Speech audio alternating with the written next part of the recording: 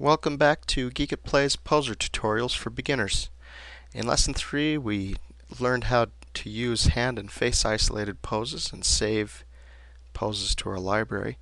In lesson 4 we're going to be learning about applying clothing to our figures. So we're going to come up here to File and load our previously saved scene, which is alien cam poses. We don't need to save, so we can hit No. And this is our alien business figure that we've been using. You can purchase it at the Geekatplay content store if you have not already. And these are some of the poses that we've been going through if this is the first tutorial that you picked up. Alright, so we've got our alien business figure. But I think we'd like to apply some different clothing to him. And we have just the thing. In your figures, in your library, there's two places where clothing items might be. They might be in the figures, and they might be in props. However, the way to figure out which would be which is props are generally static objects, like possibly a hat would be a clothing item that's a prop, or perhaps a ring or something to that effect. Anytime you have a clothing item that bends with the figure, it'll be in your figures library. So we're going to open up our figures library into alien business, and it's a little out of season, but it's fun all the same. So we're going to load up Alien Santa, and you can see, just like a figure, the clothing item loads in the default restored pose state. And you might think, oh geez, are we going to have to pose it and fit it to the figure? And the answer is no. Fortunately, there's a better way to do it. We're going to come up here to Figures and hit Conform To, and we're going to choose the figure in our scene that we want to apply it to. In this case, it's Figure 1. If you have multiple figures in the scene, it may not be Figure 1. The way to find out which figure it is to select the figure you want to apply the clothing to, and you can see it's Figure 1 right there. So we're going to make sure that we have our clothing selected. Come up here, hit Conform To, and select our Figure 1. Conform To is a great little option in Poser, as it allows your clothing to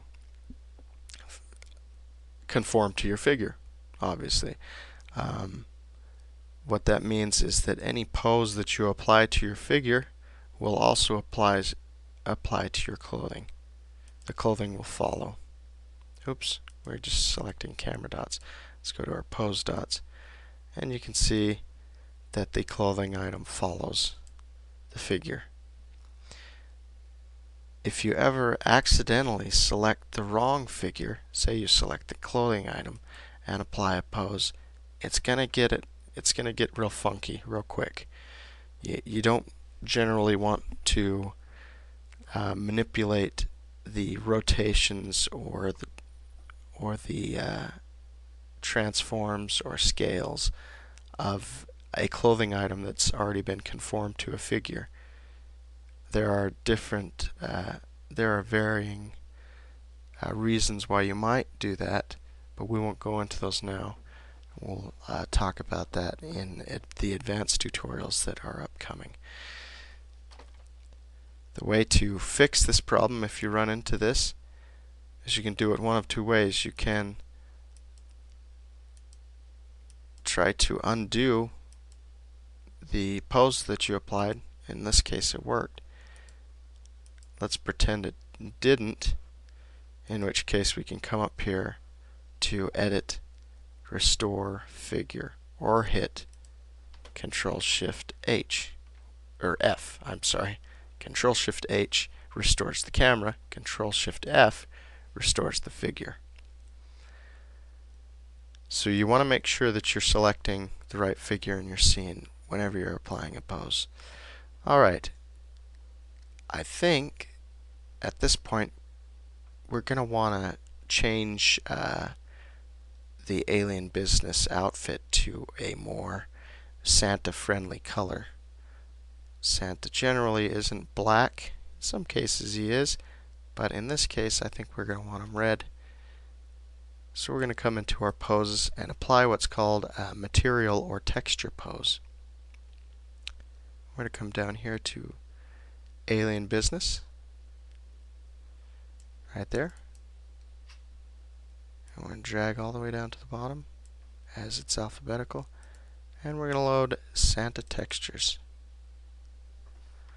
Now let's pretend we didn't load those. What would have happened if we had applied it to the wrong figure? In this case, nothing. But in a lot of cases, you'll have material groups named the same from figure to figure, and you can really screw up your materials if you do that. So make sure that you're selecting your figure that you intend on applying the pose to before you apply the pose. So now you can see we've got our alien figure with the Santa clothing and the correct coloration. And the clothing item is conformed to our figure and it's moving with the figure. In addition to being able to apply poses, it will work in real time as well. So you can see we have our forearm selected and we bend it and the clothing item follows. So conforming is a really nice feature. It's something that the developer builds into your product so that the end user can very quickly apply clothing and not have to deal with reposing it to what your figure looks like. Thank you for watching this tutorial from Geekatplay Studios. Remember to visit us at posertutorials.net for upcoming videos. As always, I'm Geek at Large, Jared Buchanan.